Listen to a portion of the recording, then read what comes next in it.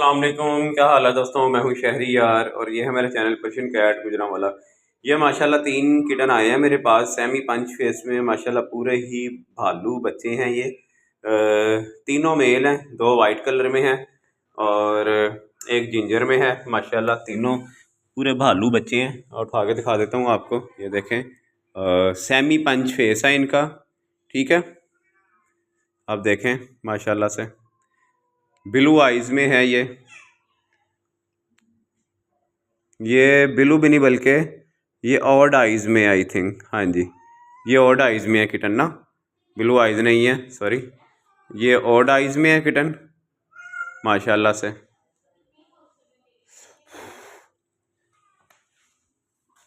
और दूसरा माशाल्लाह से ये है, ये भी मैं देखूं किस साइज़ में है।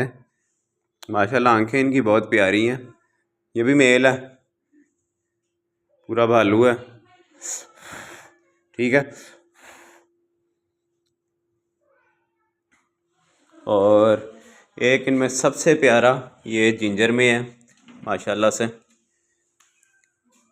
ये जिंजर कलर में है मेल, तीनों मेल हैं। ठीक है, माशाल्लाह चेक कर सकते हैं आप। ये लें, इनको इधर चलाते हैं, सॉरी।